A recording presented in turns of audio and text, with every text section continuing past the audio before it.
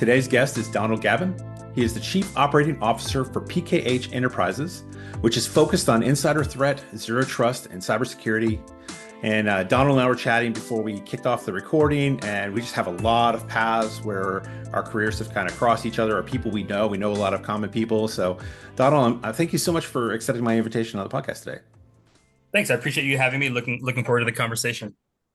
So, for those who have not met you, had a chance to chat with you, talk about yourself, talk about where you're from, who you are, and what you do. So, I grew up in Williamsburg, Virginia. I was always kind of a government interested kid. You know, I had friends in high school and college that laughed because I wanted to be a bureaucrat, right? That was sort of, in my head, that's kind of what I always wanted to do.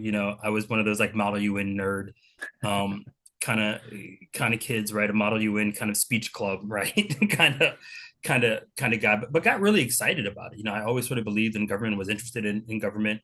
When I was thinking about colleges, right? Proximity to DC was really important to me.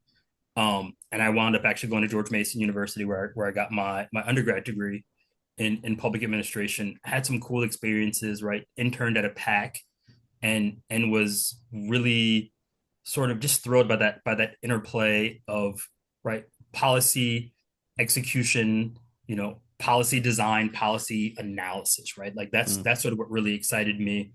Um, I actually got so excited I dropped out as a as a second semester junior, and moved to Colorado and snowboarded in Vail for one ski season.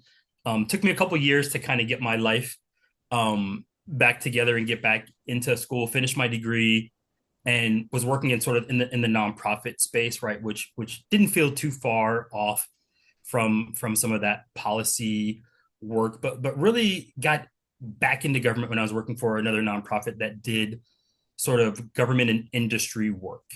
And so we did a lot of work with DOJ, and that's where I got into project management. And that really just became sort of just a natural fit for me. Um, I was someone that was kind of disorganized in my personal life, but project management sort of gave me like a framework for like, oh my God, these things now kind of all make sense. And sort of that's been the genesis for kind of how I've gotten here, right? I spent some time supporting that company. I was there for almost about 11 years. They paid for me to get my master's degree. So I got a master's in public administration. Was really interested in sort of criminology and the intersection of sort of policy and justice. Um, and then had a career change and wound up at USPTO as a project manager, and that was really my first involvement with sort of GovCon, right? As we all know it today. USPTO is probably my favorite place that I've ever worked in government. There are a lot of smart, dedicated people, but it's not as GovCon-y, right? It's not as some of the barriers and boundaries, right? Being kind of fee funded, you could move a little bit faster. Um, and so that was really my entree into GovCon. Became a program manager through that, and then moved to a small, recently right graduated, SDV OSB, right? We talked about Ambit during that. Yeah. That was at Ambit, and moved to a headquarters role at Ambit. And largely right based on my willingness to support business development. That's what I tell all the folks that work for me, right? Was my willingness to help write past performances, right? My willingness to talk about the work that we were doing on the customer site and help support proposals, right? I think that's what got me here, right? And that's always the advice that I give folks is look, jump in and help support those BD efforts, particularly folks that are on the contract, that may not get that executive interaction. If you want them to know who you are and you want that additional feather in your cap, right? Help them start writing proposals, help them start reading and reviewing proposals. I was at Ambit through the Ambit acquisition. We were acquired by DMI. Was there for a couple of years, and then I've moved on to be COO here at PKH. But really, it's that sort of all things project program management is how I got my start. I used to laugh with my old boss at Ambit and say that my role was 75% delivery and 75% business development. And the rest is sort of, the rest is sort of history. I mean, there's so much truth to that. I worked for many small companies and some large ones as well, and it actually worked the same either way. At the end of the day, it doesn't matter if you're doing delivery, it doesn't matter if you're in management. Everybody's doing BD. Yeah. For as a guy that, didn't come from a BD background, that didn't feel comfortable doing sales, it was quite an adjustment for me. I was like, I don't want to call my friends, right, and try to sell them something, or this guy knows me from work. I don't want to Mm. try to, I don't want to make them buy a widget from me, kind of thing. But what I think for me it really started to click was I saw so many times where there was not that connection between BD and delivery or execution, right? Someone would write this check that they didn't have any insight into what was really happening programmatically, and then they'd hand me a proposal and a statement of work and say, "Go deliver this," right? And I'd be like, "None of this makes any sense. Who told you that we could do this or should do this or would want to do this, right?" And so for me, that was actually, I think, one of the smartest things about Ambit was they're saying, "Look, let's actually get delivery folks much more involved." And I think at that time, I don't know that that was something that a lot of small businesses were doing as effectively, was saying, look, let's make sure that we've got delivery folks that are actually going to execute this project involved, right? I'm sure larges have always done that, but small businesses that I think take that extra step to involve delivery folks, right, in business development activities and in that proposal sort of process, I think set themselves up for better execution success. That's leadership, right? That's a difference in leadership. You're right. I worked for many bigs, and as a delivery person myself, I was always on a contract delivering or more than one contract delivering. I got pulled into proposals all the time or tech presentations, right? Orals all the time. And it's work that would have ended up on my team anyway, right? Yep. Stuff we Right, would have right. delivered. But you're right. When I worked for small companies, not all of them, the manager, the owner, was open enough to include everybody in that process. They kind of, in some cases, had, and look, I earned the first work. Why wouldn't I be able to earn all the work, kind of thing?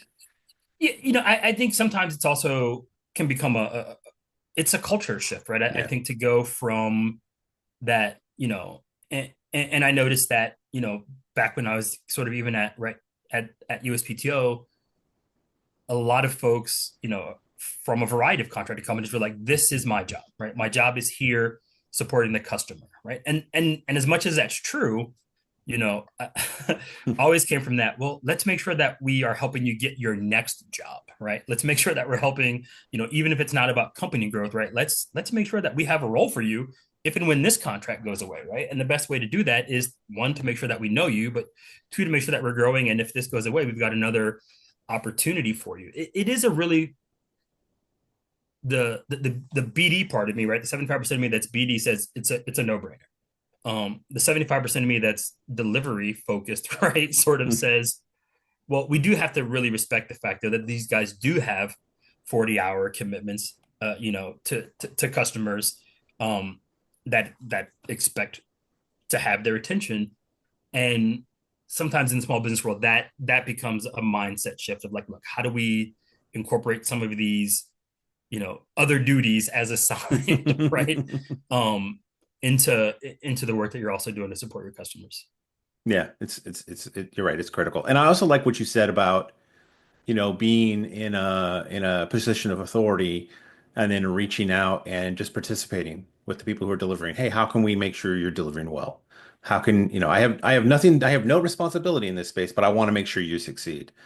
And I think that people, don't realize how powerful that is for creating a culture where everybody wants to participate. Yeah, I think it's the accountability, right? But it's also the empowerment. Hmm. And I think those two things become self-fulfilling prophecies. When folks know that they're empowered to make decisions and make calls, right? That's particularly folks in the project and program leadership spaces, right? Those are guys that say, look, I've got a great idea, or I think we can do something better, or I've identified a process improvement or a process deficiency, right? Like sometimes we don't even know Hmm. what the improvement is, but we sure as hell know what's wrong or what's not working well, right? And so knowing that you're empowered to address that either with the customer or sort of with the senior leadership level, I think is really powerful. But knowing that you have advocates in senior leadership as well that are willing to say, look, let's roll up our sleeves together. If as much as it sucks that you've got to give up your Friday night potentially with your family to put the finishing touches on a proposal, right? I'm there with you. And been there, done that kind of thing, right? Let's knock this out together and get done in time, right, for the kids' soccer practice on Saturday morning, kind of Right. thing, right?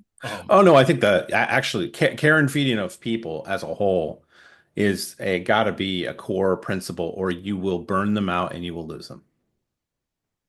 That for me is probably been the most important factor, I think, in my personal development, has having good mentors that that give a damn about you, that do empower you, that also hold you to account, Sure. right? They give you enough space to make good decisions and the occasional bad one where that you might learn from, right? They're also willing to call you out on your BS, right? I have this sort of personal motto, and I think anyone that has worked with me or worked for me knows that my perspective is always like I want everyone that's ever worked for me to want to work for me again. And I want everyone that has ever, employed me, right, to want to employ me again. Yeah. And that's sort of the approach that I take to dealing with people, right? It is, it's such a people business.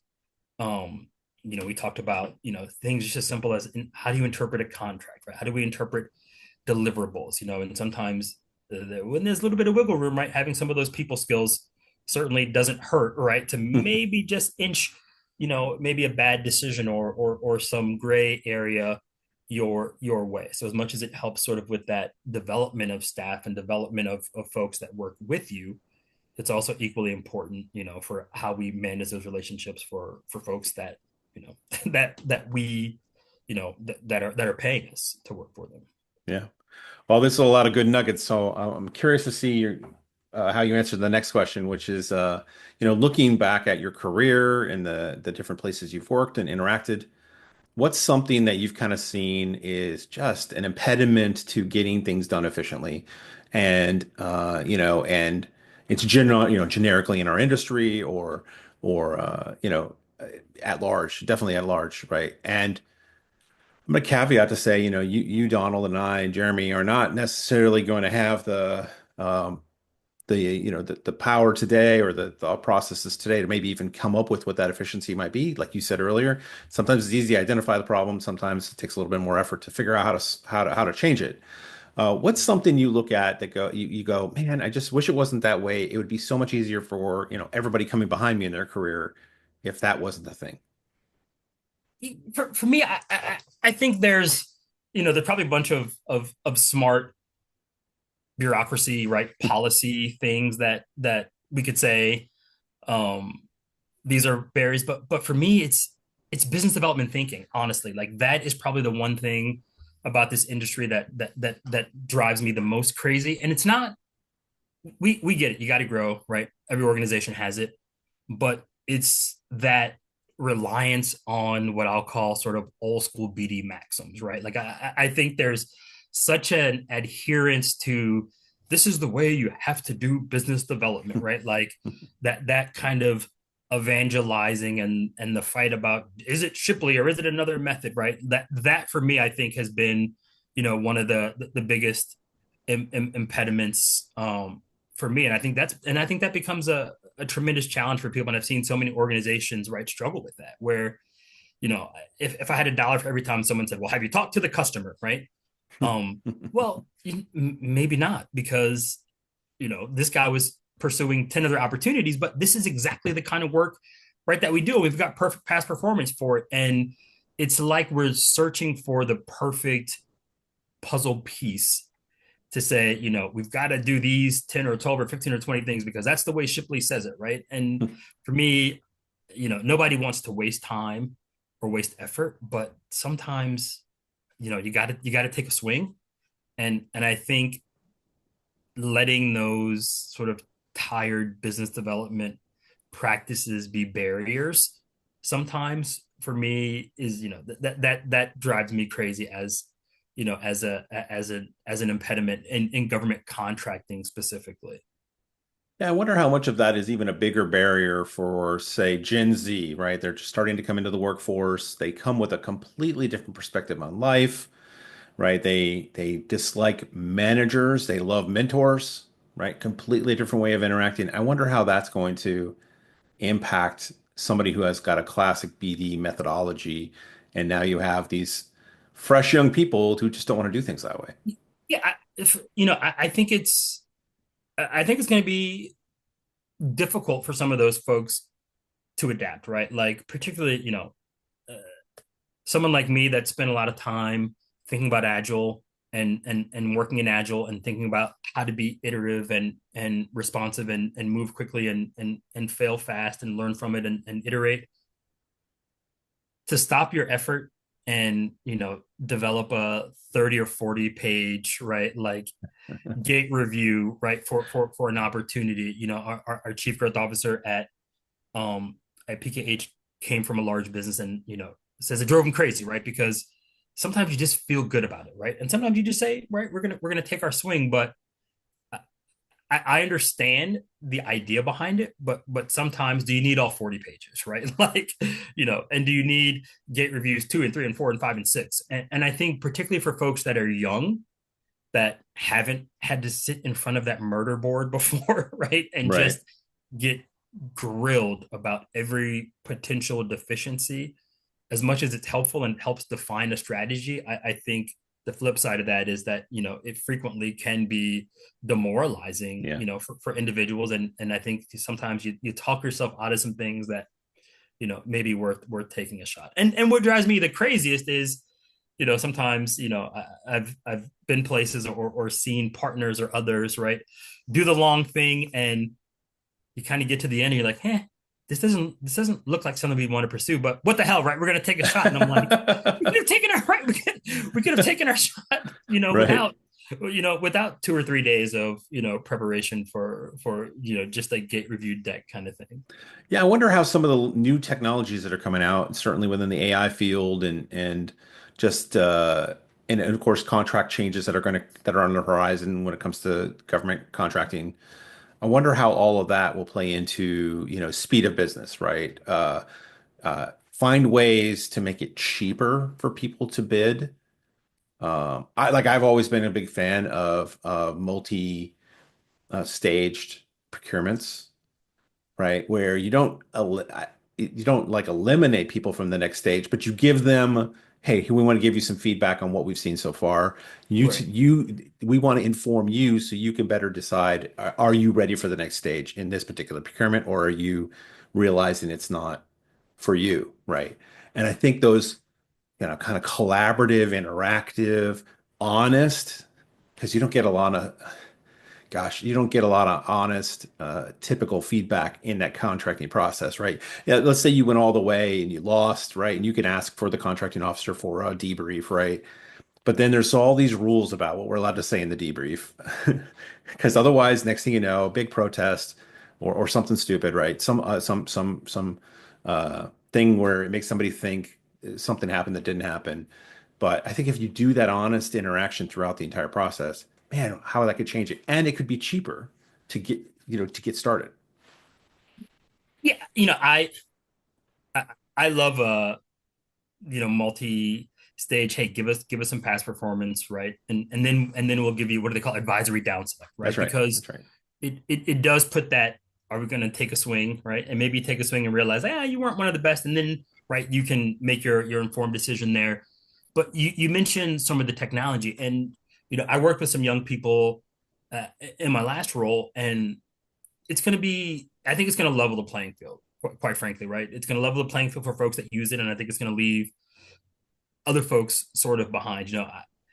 I remember the days of what we call shredding an RFP, right? Like what's in this RFP? How do you shred it? How do you tear it apart, right? And now seeing these kids, right, that are half my age say, I don't have to manually shred this, right? I can use AI to shred this RFP, right? And even though, I think most of us are trying to avoid, getting into writing it with AI, and I've even seen, now RFPs where you've got to tell the government, right, if you've used AI to compose them, but using it as a tool in the preparation process, right? I think is such a smart step, and I would have never thought about, hey, how do you summarize this RF, this RFP, particularly in the, when you make that do you want to swing or not swing decision, right? Like, do you sometimes it can prevent you from having to read that 100-page, right, Hmm. long RFI when you can get a 30-second, right, summary overview from AI. And so I think, some of those things I think are really going to set folks that are smart about how they use technology apart. And it's not those 50-year-old geezers like myself, right, that are going to come up with some of these innovative ideas and approaches and sort of counter, to the standard process types of ideas. Oh man, what I wouldn't have given to have an AI tool when I was writing proposals that could better summarize even the capabilities of my own company, right? Correct. Consume all the data on all the marketing material we've ever produced, all the past statements we've ever produced for contracts, and concisely, describe what our core competencies are, and build me some nice pictures to illustrate it, right? I mean, those tools are going to be so powerful. It's disappointing to me. I have seen some of the things coming out from government, where I just saw, I guess there was a big news article fairly recently where a company completely lost because they had text text behind an image, and the rule I was saw you you. can't have any text behind Right. the Yeah. image. Yeah. Yeah. I saw you post about that on LinkedIn today. And Yeah. I'm like, Where you your got phone to is be going. kidding me. First of all, 508 came to mind, and 508 would say you should have some text behind that image. But besides that, I get it. I mean, I get it on one hand. On the other hand, I'm like, oh my gosh. I mean, we have become so rule driven in an effort, and I'll say this frankly as a government person, in an effort to not have too many proposals to read. Right. That's my personal opinion anyway. You put a lot of these very strict rules that say if you don't meet this criteria, whew, you're out. We're never going to look at you, and you could have been the best thing since sliced bread, but now you're gone. I've really disliked that approach. Um, but anyway, somebody joked to me the other day. Pretty soon, AI will write all the proposals, and AI will read all the proposals and pick them. Right. And what was I don't I think it was one of the GWACs that was recently out. I think they had a you had to acknowledge if you used AI, right? Yeah. Um and I heard a lot of conversation from folks in the industry sort of talking about, well, are we going to use AI? Should we use AI? And if we did, right, should we acknowledge that? Right, it's unclear if that checkbox was potentially punitive, right? Like, Right. or if it was just sort of, was it data collection, right? So, I think there is some challenge in how that's going to, level the playing field, and what that means, right? And I think earlier we were talking about, right, some of the work that we're doing on a contract today at PKH, right, with some partners helping the government actually streamline and automate some of their procurement, right, and identify cyber risk in different procurement types, right, based on the type of acquisition, right? And so, if it's okay to use AI for that, right, it makes me sort of think, Hmm. maybe some of these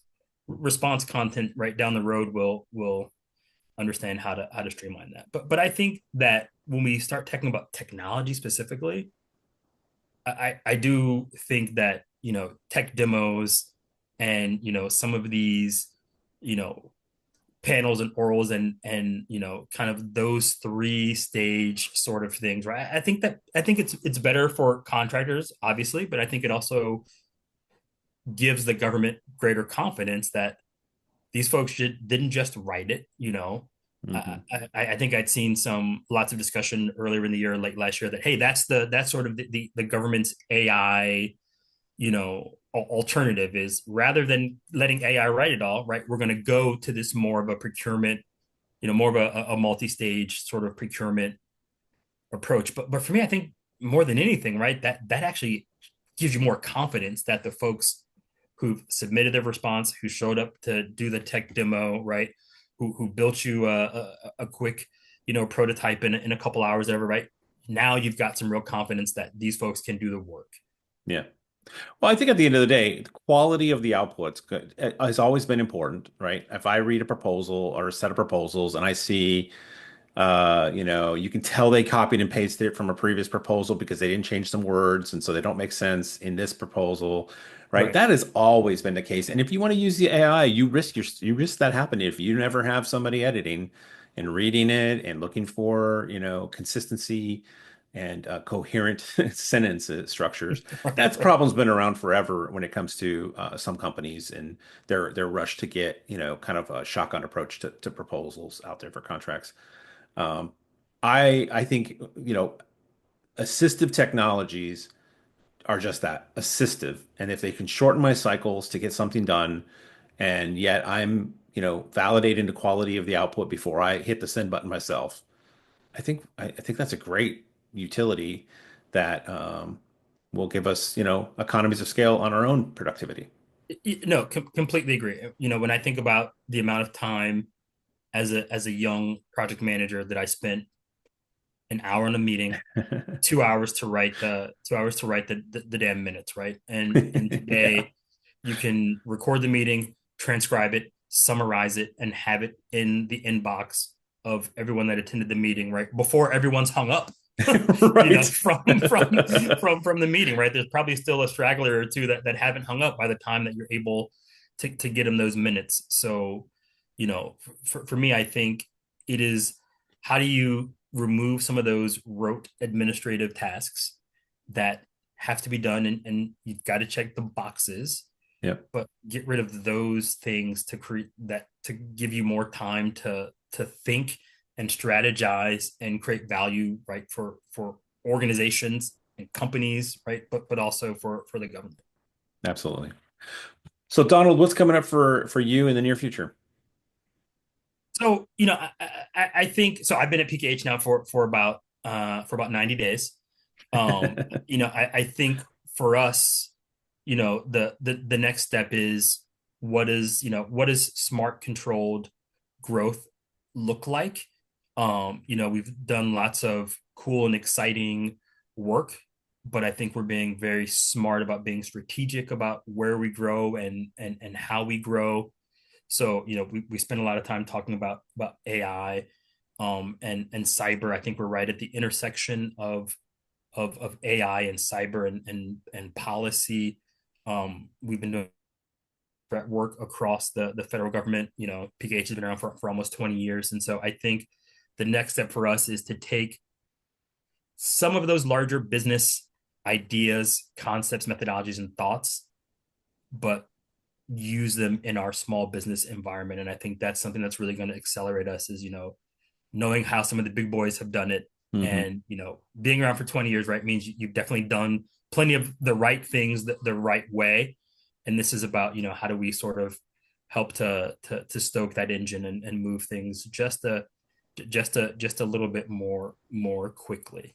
Everything now is focused on, you know, how do you operationalize, right? That's a word I probably didn't know. I don't think I've ever heard operationalize, right, before, before the past, 2 or 3 months. But, a big focus for us is, some of those things that historically, may not have been operationally focused, right? How do we now start thinking about some of those things that maybe used to just be kind of like a policy thing, right? How do you put a more operational lens and approach, and, that's sort of, I think, where organizationally we're headed. Nice. Well, Donald, it's been great chatting with you and interact with you, and just kind of the thought leadership you're bringing to this conversation has been enormous, and I've really appreciated it. So, thanks so much for coming on the podcast. I appreciate it. Thank you for having me. It's been a blast, and can't wait to see how it turns out.